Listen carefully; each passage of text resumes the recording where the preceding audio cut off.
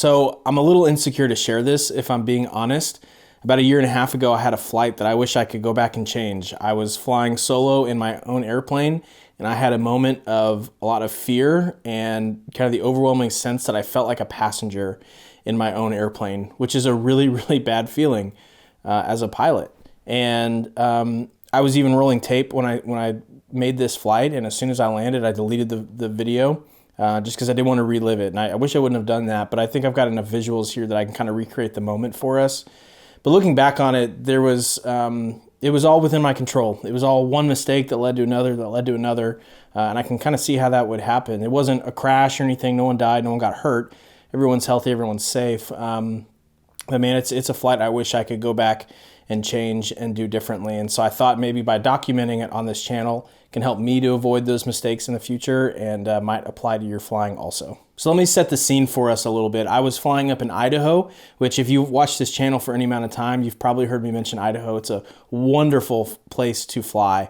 And I'm even wearing the Idaho Aviation Association vest right now. And it was me and a friend flying, so it's two airplanes, and we had just finished landing and eating at a place called Big Creek, which is just outstanding. We had an amazing morning, amazing flight, and so we were flying down to Johnson Creek, which is one of maybe the most iconic strips in North America. And I had been there before, but we were just going to go visit it and look around a little bit. And so if you've never flown in Idaho or the mountains for that matter, one really interesting thing among many in Idaho is that a lot of the mountains are kind of V-shaped, and so these strips that will be in the mountains are down usually along the rivers that cut through the mountains. And so what you'll have is you'll have all these V-shaped canyons that you're flying in, through or above, and then you have to lose a lot of altitude to get down into that strip. And so when you're flying, from strip to strip, if you're not like in between the valleys and the mountains and stuff, if you're over the top of them, you're at least 10,000 feet.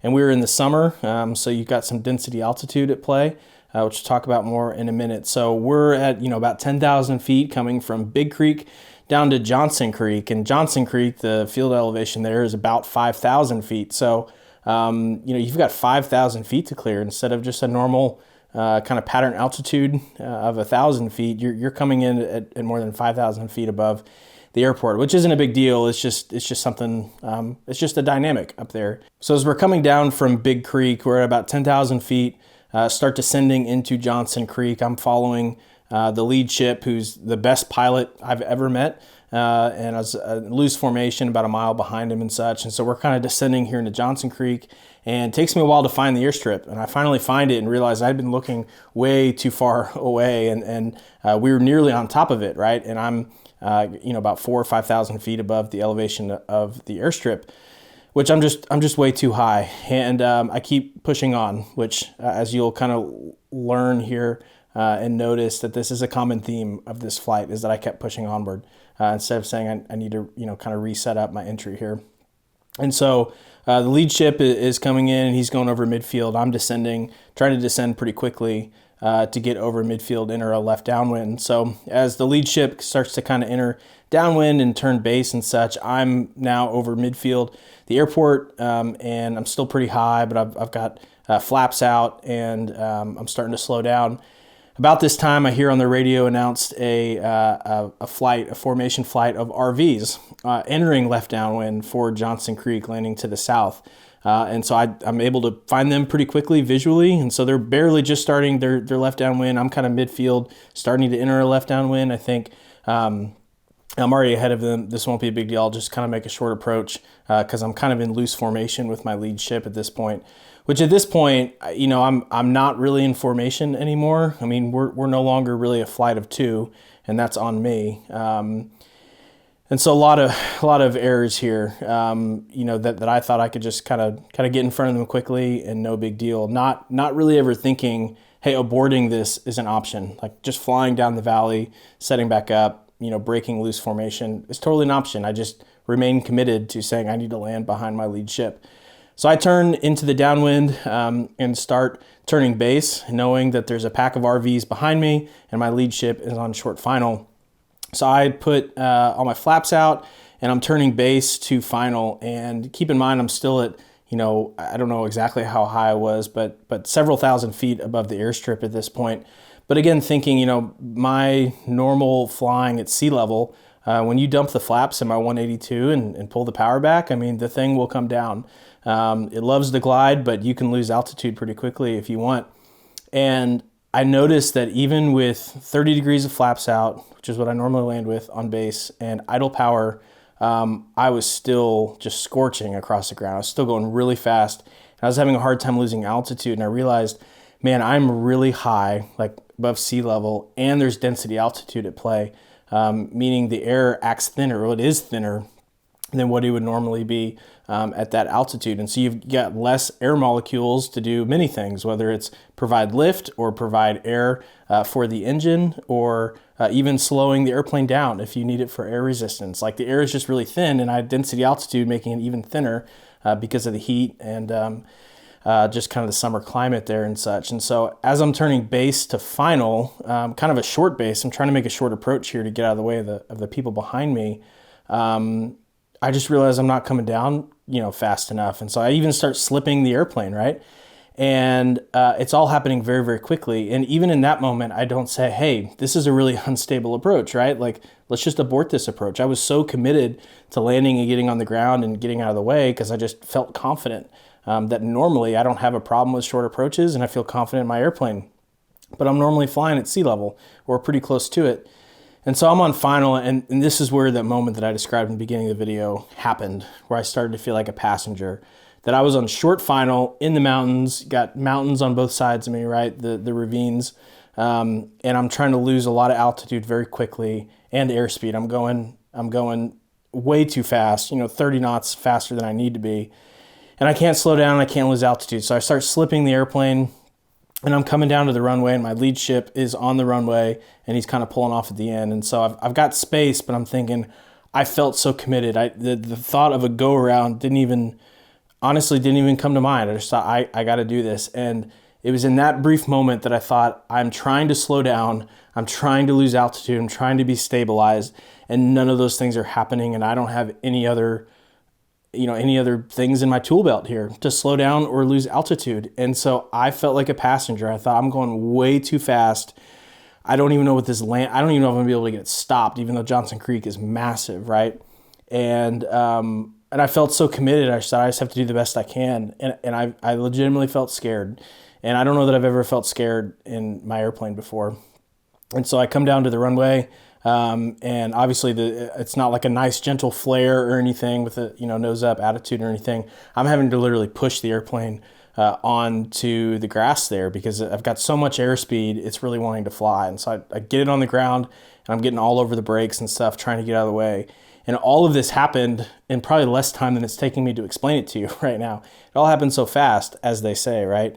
And so I get it stopped, and I pull over and I park the airplane, thinking, man, when these RVs land, they're gonna come, let me have it, just because that was stupid, and I probably cut them off.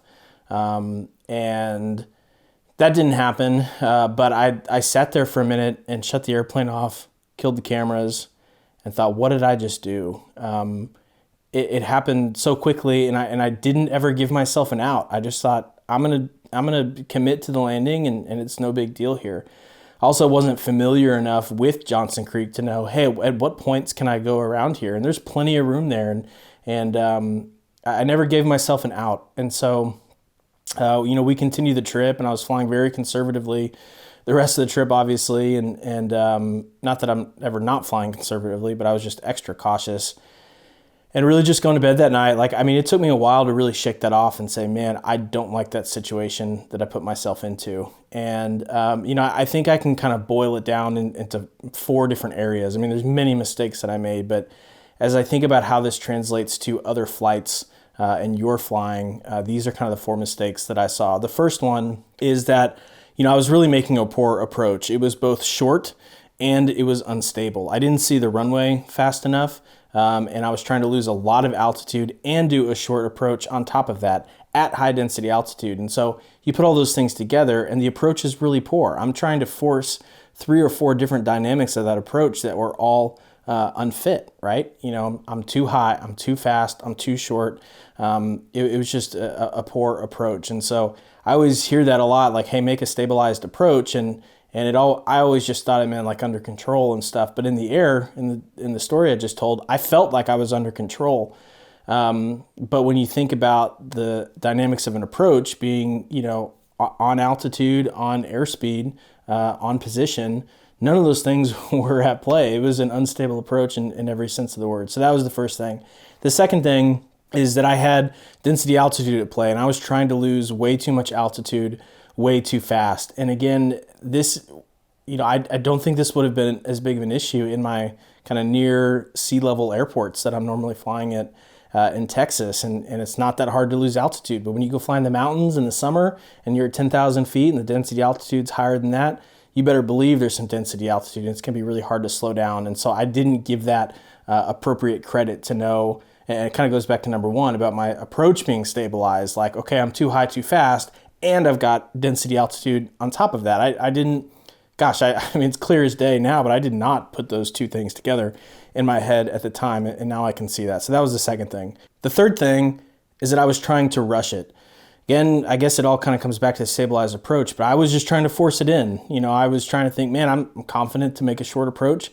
Sometimes I really love practicing short approaches at airports, right? And chopping the power and just coming in with a nice, tight, short approach and stuff. And that's what I was trying to do here, really without regard to all the things I just mentioned, being too high, too fast, and in a poor position relative to the airport and relative to the traffic around it. So I was just trying to rush it. I didn't slow down. And the last thing, number 4, that I think is really prevalent here is that I was overcommitted.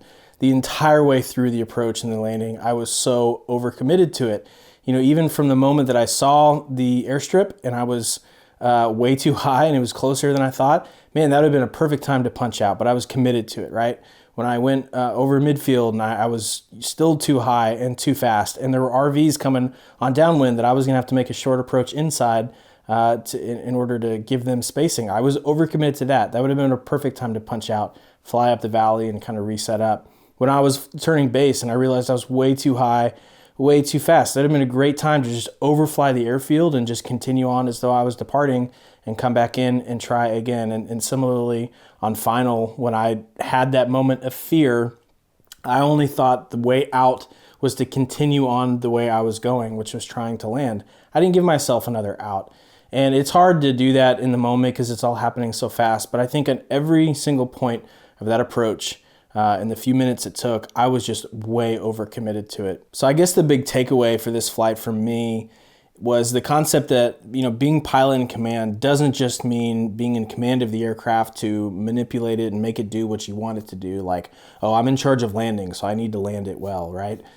Pilot in command is even broader than that. I mean, it includes what I just said, but it's broader than that, that you're also in command of what is happening in the flight. Like, do we need to land right now? Do we need to abort this approach? That might sound obvious, but in those moments where things start happening very quickly, I was just viewing myself as PIC in terms of like, I'm too fast and too high. Okay, I need to do something about it. But there's another option there that is, I need to do something about it. And doing something about it could be aborting the approach, saying, hey, I'm not set up correctly. I don't like this.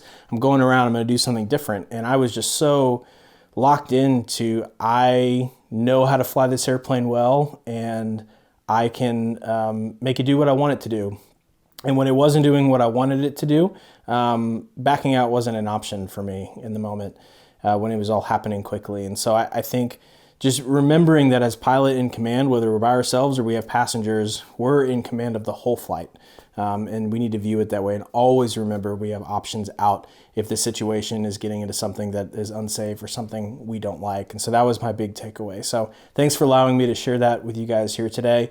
I know it made me a safer pilot to look back on this, and so I hope it does the same for you in your flying.